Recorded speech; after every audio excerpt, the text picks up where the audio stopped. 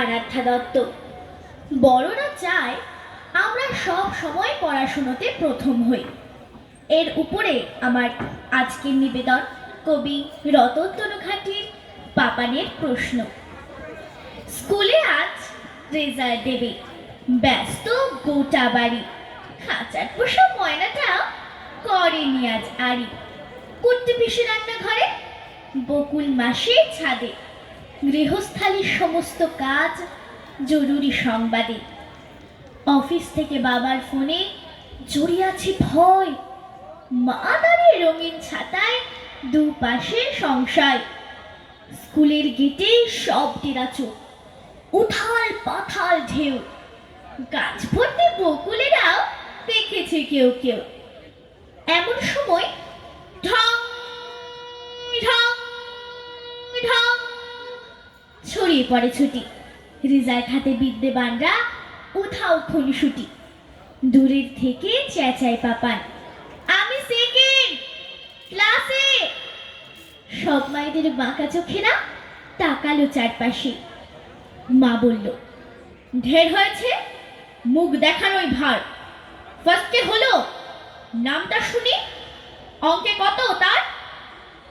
পাপান বলল, দেবল গুপ্ত। অঙ্কে সে 100। আমি পেলাম 90, তার বেশি পেলাম কই।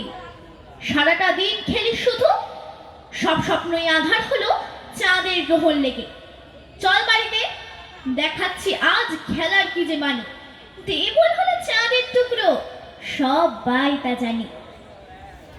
তখন পাপান ভয়ের চোখে তাকালো মায়ের দিকে। ও যে ভীষণ মিথ্যে বলে ক্লাসের আন্টিকে। বলুক, তাতে দোষ কিছু নেই, ফার্স্ট হয়েছে ক্লাসে। মায়ের কথায় পাপানি শোনার তো চোখ চেপে আসে। মিথ্যে বলা না সেকেন্ড হওয়া, কোনটা ভালো বলো? বলতে বলতে পাপানি শোনার তো চোখ ছলো ছলো। মুখের উপর উত্তর দিস। একই খুব শিখেছিস কথা, আজকে বাবা আসুক দেখি। মায়ের কাছে উত্তর পাইনি, দু চোখ ভেসে নদী। ছোট্ট পাপান মঞ্চে উঠে প্রশ্ন করে যদি। বলুন সবাই মঞ্চে পাপান, মুখখানি যে কালো। সেকেন্ড হওয়া নাকি মিথ্যে বলা, কোনটা বেশি ভালো? আমরা বাঙালি হয়েও ভবিষ্যতে নিজেকে প্রতিষ্ঠিত করার জন্য ইংরেজি শিক্ষায় ঝুঁকে পড়ছি। এর উপরে কবি অপূর্ব দত্তর বাংলা টাংলা। অ্যানুয়ালের রেজাল্ট হাতে বাড়ি ফিরল ছেলে। মা বলল, কোন পেপারে কত নাম্বার পেলে? স্ট্রিটে মক 84, ম্যাথসে 90। মা বলল, fantastic, just like a hero. Science dad, not so fair, only 69. ইংরেজিতে 92, altogether fine. জিওগ্রাফির পেপারে তো 100-এ 100, ডুবিয়ে দিল বেঙ্গলিটাই, ভেরি পুয়ার গ্রেড। ছেলের মাথায় হাত রেখে মা ঠোঁট বেঁকিয়ে বলে, নেভার মাইন্ড, বেঙ্গলিটা না শিখলেও চলে। বাবা বলল, বেশ বলেছ বঙ্গমাতার কন্যে, বাংলা টাংলা আমার মতো অশিক্ষিতের জন্যে। বিদ্যাসাগর, রবীন্দ্রনাথ, নেহাত ছিলেন বোকা, না হলে কেউ শখ করে হয় বাংলা বইয়ের পোকা। মা বলল, চুপ করো তো, ওর ফলটা কিসে? স্কুলে কেন বেঙ্গলিটা পড়ায় না ইংলিশে? আমরা যতই ইংরেজি শিক্ষা নিই, আমরা বাংলার জয়গান গেয়ে যাব। কবি অপূর্ব দত্তর উপপাদ্য।